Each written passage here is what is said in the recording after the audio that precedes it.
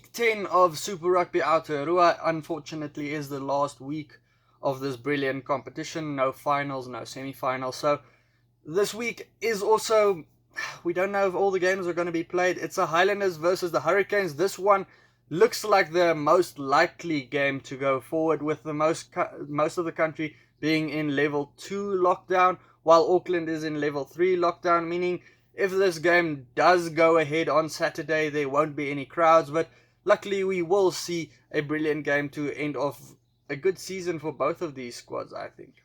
As you can see from the standings, the Highlanders will play for pride in this one and show that they can beat someone else than the Chiefs. They've only beaten the Chiefs twice in this competition, while the Hurricanes, 1 point behind the Blues. They know if they win this one, they could go into second spot. That's if the Blues do lose their game to the Crusaders or the game is cancelled. I don't know what happens in that scenario, but that means the Hurricanes would move into second, so they have something to play for in this game. The Highlanders usually have a loud zoo that they call the students back behind the poles in the Forsyth Bar Stadium in Dunedin, and it will be a little bit weird seeing this game so quiet in an empty stadium.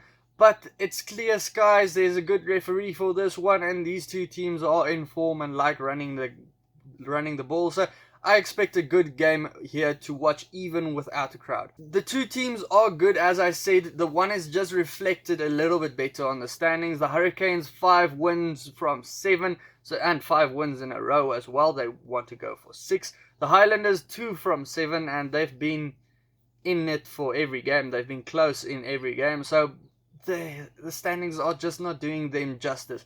History is in favour of the Hurricanes. The Highlanders haven't beaten the Hurricanes since June 2018. As you can see, there's not a lot of changes going on here. I don't know if that's because there was a lack of training this week. I did read that the teams aren't going to train a lot because of the COVID situation in New Zealand. But let's start with the most notable change. Perenara is missing this game for the birth of his child, so it's not going to be a big game for him up against Aaron Smith, who's in form at the moment, who's playing his 150th game as well for the team. But Jamie Booth, who is in for him, has been doing brilliantly with the 15 to 10 minutes he's been playing each game. And at the end of the day, the only thing the Hurricanes will actually miss is Perenara's leadership. Josh Ioane at number 10 will want to prove himself against Gordon Bishop after a really great showing against Mo'unga. I thought he had some brilliant touches on attack. The Hurricanes, they shift their midfield around as well, with Umaga Jensen going from number 13 to number 12. Umaga Jensen is probably one of the in-form number 13s in the country at the moment, one of the best at the moment. So moving him there, I don't know what that's going to be like.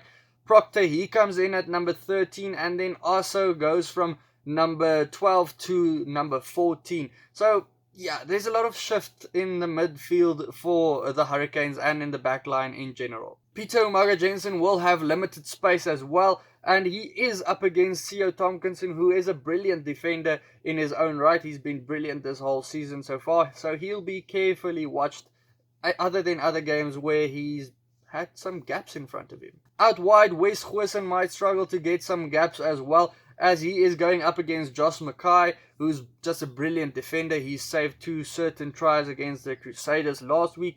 Nareki on defense, though, at number 11, not that brilliant. I think last week he didn't make any tackles, and he missed 4, so that's not that good. But he is a threat on attack with his interceptions and that type of stuff, but I think he still needs to adjust a little bit. Jordie Barrett, Mitch Hunt, both of them are influential number 15s for the side. Jordie Barrett more so, I think, than Mitch Hunt. Jordie Barrett, he's more of a guy that everyone sees making changes to the backline. Mitch Hunt is that silent assassin that no one actually sees making all these changes to the backline. In the packs, there are no changes at all. Both hookers, they have some milestones ahead of them. Dixon, he's playing his 100th game after a great year so far. Coles, he is becoming the most capped forward for the Hurricanes of all time. The Highlanders, they may have a tough day at the office in scrum time, with the Hurricanes being the best scrum in the competition so far. In the second row, both teams have been average in line-out time. in the line-out department, especially for the Highlanders when Wetton is off of the park, when he's substituted. But both of the second rows don't lack work ethic or work off the ball. Paddy Parkinson is testament to that. He's just all over the park, busy the whole game. If you talk about work rate, the loose forward department, they have you covered as well. Frizzell and Hunt, they've been exceptional. They've been in all black quality form for the Highlanders so far. The Hurricanes, they have Karifi, who's always doing his thing on defense with his tackles and at breakdown time. Well, they have the dummy king, Ardie Savea, at number 8 as well. We know what he can do. He's busy on attack, busy on defense, busy trying to dummy every guy in the whole team at the same time. It's going to be a good game in the loose forward department. Both teams disappointed a little bit on the bench department, with Julian Savia not being on the bench for the Hurricanes and Milner Skudde not being on the bench for the Highlanders, but it was expected. I think we probably thought they were not going to play in this game. Hurricanes, they rung changes in their bench. Ricky Riccitelli comes in for Aumua, who's sick this week. Taumatein, Rayasi and Tiatia comes in. They get rare game time. They never get game time. Rayasi, I really like him. Like to see him play. He's a 7-star. And then Tiatia, I think he's very good. I've said it before. He probably would start if he played for any other team. The Highlanders, they only made one change to their whole squad, the whole 23, making it a normal 5-3 split again. Florence coming in for Parete. And if we look at the prediction, we see the Hurricanes to win by 3 points by the bookies. But I don't know, the backline will be missing Perenara. Laumape is gone as well. They made that shift as well. A few changes in the midfield as well. The last time the Highlanders were beaten by the Hurricanes by 6 points, and that was at home for the Hurricanes. So, I don't know, the Highlanders as well, they proved to be better as well going over this season. They were great last week, I think, against the Crusaders.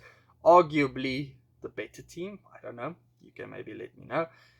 So I think I'm going to go with a tough call, maybe a little bit of a Hail Mary, and go with the Highlanders to win by 2. Let me know your prediction down in the comments below, guys. Also, let me know what you thought of this whole competition. I thought it was brilliant, and I'm a South African. Check out any of these videos next to me, and then I'll see you for the next one. Cheers.